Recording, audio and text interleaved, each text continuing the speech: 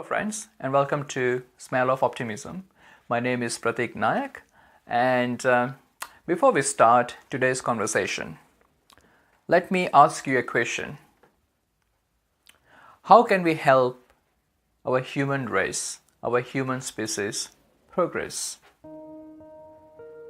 I'm not joking either. This is something which we all should be aware of, because at the end of the day, human animals are social animals. We are highly tuned and highly trained social animals, and our very survival depends on our ability to form the community and to form the culture. Right? Now the question is, what is a community? What is a culture? A community is a group of people with a common set of ideas, values, and beliefs. A culture is a group of people with a common set of ideas, values, and beliefs. What is a country? It is a group of people with a common set of ideas, values, and beliefs. Then the question is, what should a company be? It should be a group of people with a common set of ideas, values, and beliefs. Right? Because when we meet with someone who believes what we believe, something remarkable happens.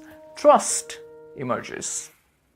Now make no mistake of it, trust is a feeling. It is a distinctly human experience. Just by doing something which you say you are going to do does not mean that people will trust you. It just means that you are reliable and people can rely on you. We need trust. We need trust. Right? Now, when you are surrounded by people who believe what you believe, the environment of trust is the result. And when the environment of trust is created, you are more likely to take risks, you are more likely to experiment, which requires failure, by the way. You are more likely to do something impossible, because you know that if you fail, if you trip over, there are those from within your culture, from within your community, who will watch your backs, who will take care of your kids if you are gone. You have that confidence, and that is why you can take that risk of going far from what you could do. Right? Now, you say we are not good at everything. We are just not good at everything. That's the fact. Right? Just imagine if I ask you to go out there and fight with a tiger. The odds are tiger 1, you 0, right? But if we go in a group, we are pretty damn amazing, aren't we? It's because we all have certain weaknesses and we all have certain strengths. And the goal is not to identify our weaknesses, but the goal is to amplify our strengths. Right? And that happens when we meet with someone who has a strength which we lack. But bear in mind, just by surrounding yourself with people who have those which you don't, doesn't mean that you both can form a trust. It is a bit tricky, you see. It requires something else. It requires the sharing of common values and common beliefs. Right? Let me give you an example. If you're from Melbourne and if you decide to go to Sydney, right? Now, when you are in Melbourne, were you friends with everyone from Melbourne? I highly doubt. But when you go to Sydney, and when you meet with someone who is from Melbourne, and you ask him, where are you from? He's like, I'm from Melbourne. Hey, I'm from Melbourne too, and you are best friends.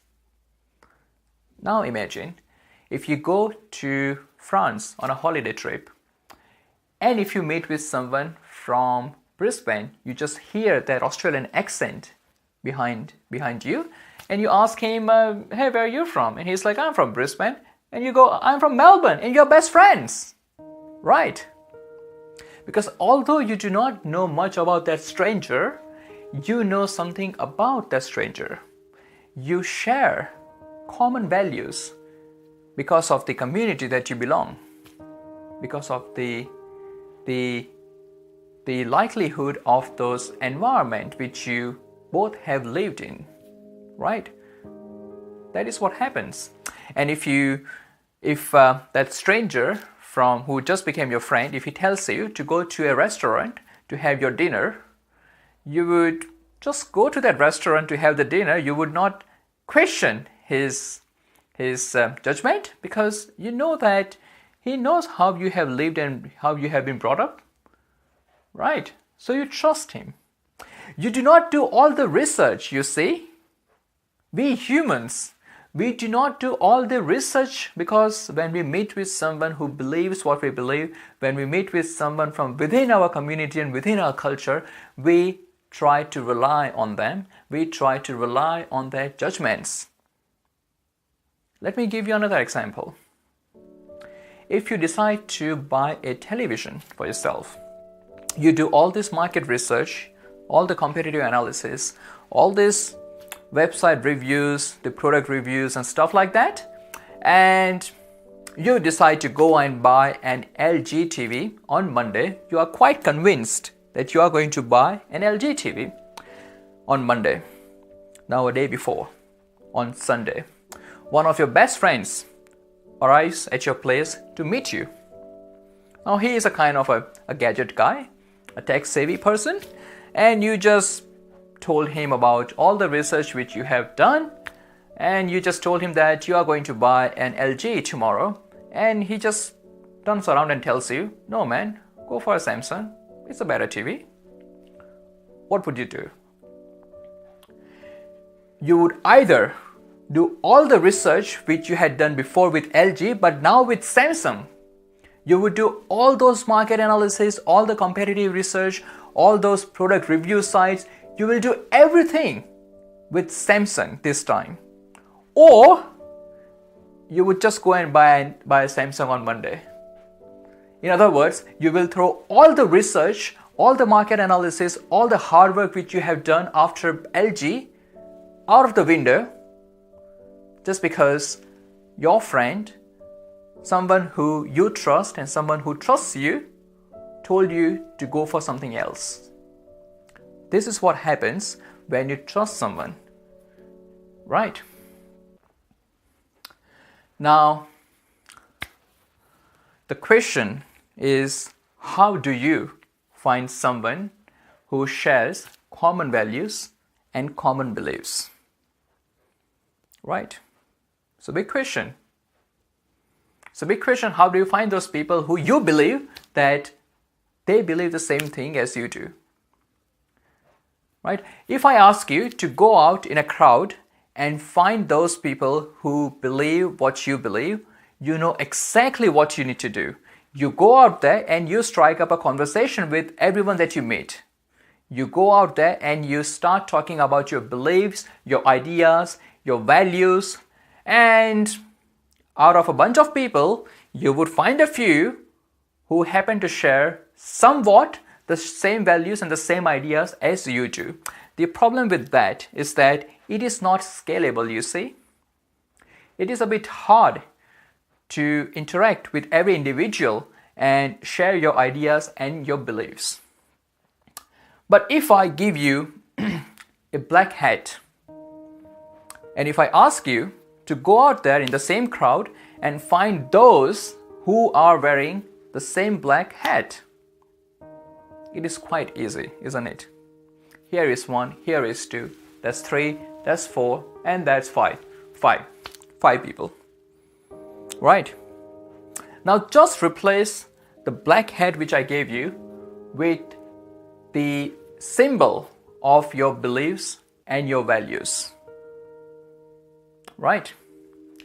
The point is that when you present your symbols of your values and your ideas and your beliefs across to a large crowd, those who are carrying the same symbols, it becomes quite easy for them to look at you, and it's quite easy for you to look at them.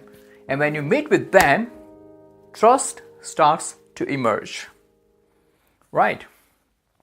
That's what happens. So it's quite important to present your symbols that you put across. It's very, very important. Going back to my previous example, when you were in France and when you heard an Australian accent behind you, that Australian accent was a symbol which that guy had put across and which reflected his values and his beliefs. And because that symbol was familiar to you, you got drawn to that person weirdly. That's why it's very important to put across those symbols which identify who you are and what are your beliefs and values. Right. Now, one other example which kind of shakes me up every time when I think of it is this. So what is our most valuable possession on the planet? What is our most valuable asset on the planet? That's our children, isn't it? That is our kids.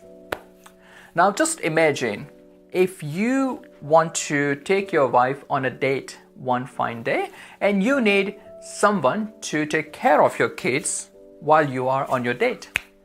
So you need to find a babysitter who can take care of your kids for a few hours. You have two options.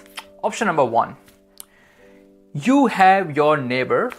She is a 16-year-old girl who has barely, if any, babysitting experience, but you have known her for the past 7 years. You have an alternative. The alternative is to go for a 34-year-old woman who has just come to live in your neighborhood, who you do not know quite well, but one thing which you know about her is that she has got 3 years of babysitting experience. Who would you choose? You would choose that 16-year-old girl who you have known quite well to take care of your kids.